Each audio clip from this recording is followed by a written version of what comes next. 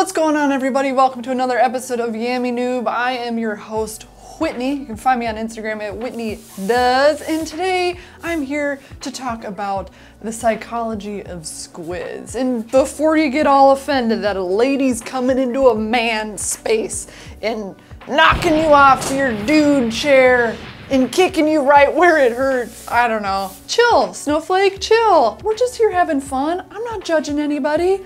I'm a motorcycle clown. We just have fun and talk about funny stuff. And if you don't like it, then just close your eyes and listen to the nice, soothing, sweet sound of my voice.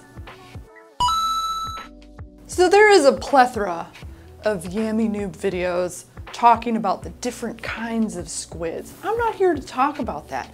I'm here to ponder the nexus of IDAGF. I don't give a yeah, IDAGF. I've never said that out loud. And in typical Whitney thought fashion, the answer seems pretty obvious. Well, it's fun. It's fun to go fast. It's fun to become one with the motorcycle and watch everything else melt away. Aren't we all trying to chase the flow state, right? So simply put, a squid is somebody who kind of physically embodies the apex of recklessness and fearlessness, right? They're not just adrenaline junkies, but they're also sort of jerks. I've always sort of been mystified by them as like some weird long lost older brother who's probably been locked up in prison my entire life. For example, I remember being on like this really long group ride, and towards the end of it, I remember seeing a Jixer squid at the gas station who was with us. But we were in a sweeper, mid sweeper. Here comes the dude that was behind us, dragging me, coming straight at us. I have no idea how he did that to this day, and I'm trying to think like, man, was I really not paying attention? But either way, he showed up at our destination with a case of beer. Where was he keeping the case of beer? I have no idea. Mind blown. So why do we want to go fast? There's a dodecahedron of possibility as to why man wants to go fast. But I feel like in a primordial sense, there's this, I mean, if you have a toddler, if you have kids, you've seen this in them before, it's inherent. There's this desire for conquest and danger. I've had to pull a knife out of my toddler's hands. I've had to get her from running towards the street as she unlocks the door. It's in our DNA. We like danger. I don't know if it's by design to kind of just whittle us down to who's the smartest and who's, you know, survival of the fittest. But all in all, that inherent conquest sort of comes out when riding a motorcycle, right? Like, what better way to scour the earth as quickly as possible than onto wheels? All right, in a more modern sense, we're bored. We have most of our needs met. We've got computers, lights, cameras, and we're stuck in these goddamn office chairs. And what better way to fill life's cup than with one of its most amazing delicacies, the motorcycle? The motorcycle physically embodies a perfect marriage of many things for mankind. Fun, freedom, competitiveness, exhibitionism, desire. No, yeah, I guess they kind of take you from one place to another. But look, we're complex beings, and there's a million different combinations as to why the dude who gives the least amount of wears the least amount of gear. Did I just figure it out? But that begs the question, do squids fear death? Or are they too busy pinning it and having fun? Do they not want to be bothered with life's bigger questions? I would go as far as to say that they are dealing with their fear of death by squidding.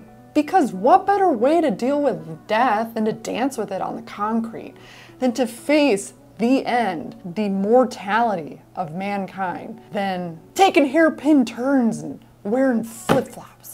God, don't even get me started on flip-flops. When I think about squids, all I think about are flip-flops, because every time I've been passed on the highway by some idiot in the right-hand lane on the highway listening to some BT Bam on my XSR 900, and dudes would blow by me on the shoulder, I mean like maybe a foot out. They were always wearing flip-flops. They were always wearing flip-flops.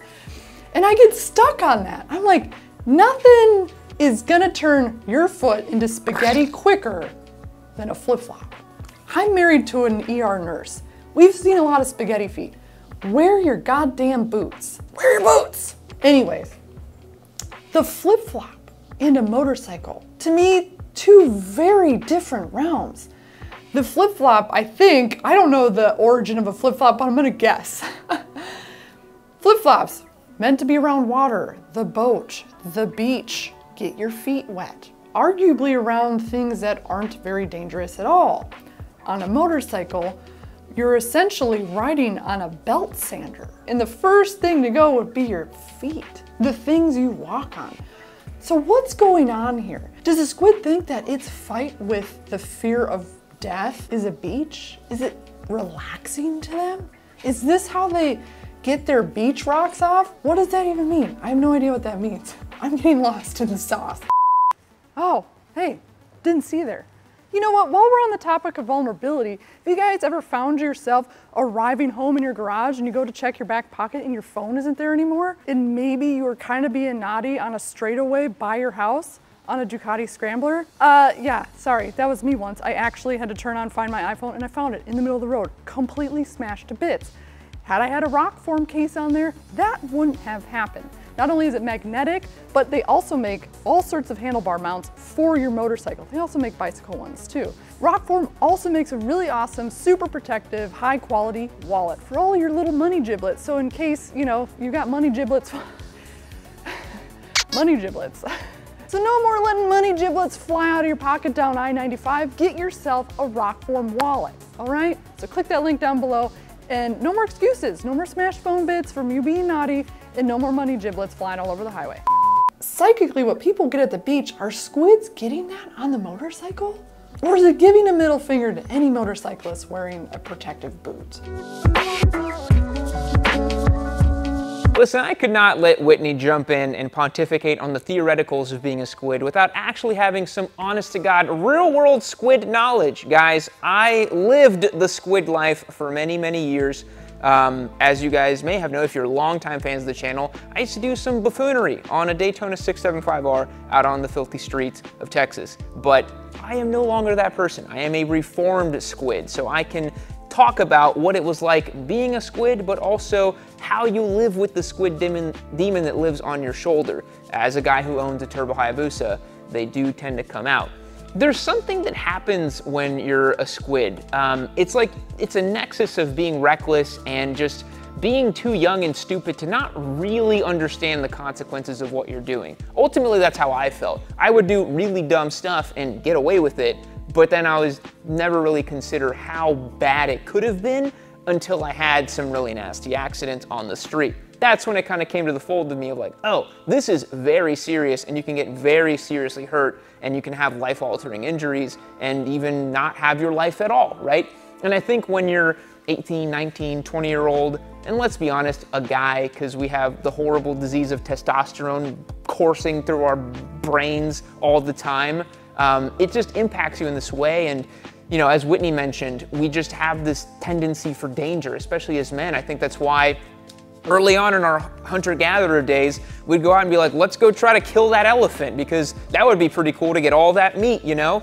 And that's never really left us. And so nowadays, we do crazy stuff with motorcycles or skydive or whatever it is. There's always an adrenaline-seeking part of the human race. And leave it to the young guys who don't really know the consequences of their actions, and that's where it's at. I'm turning 30 this year, and now I feel like I'm at the point where I can very responsibly enjoy motorcycling, and I'm glad I got to this point. So my little nugget for you guys as you're watching this video is try to make it in the long game in motorcycling. Don't be a squid and nuke yourself out of the hobby and the lifestyle way too early because you made some stupid decisions. And I'm gonna be honest with you guys, I still squid a little bit from time to time. I still like to go wide open throttle on a 270 horsepower motorcycle. It's a lot of fun, but you gotta know when, you gotta know where, and you gotta pick your moments.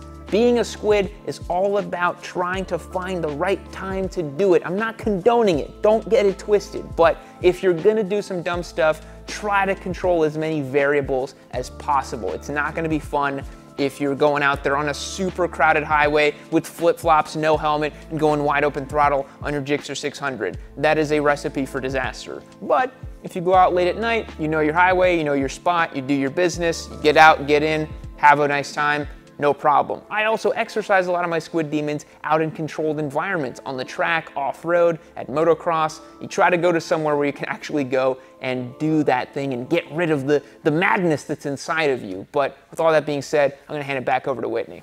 To me, the squid is the center of the gobstopper of human evolution. Nothing says evolved ape like a hairless creature going fast on a motorcycle, letting his basketball shorts blow in the wind, exposing his hairy toes in flip-flops.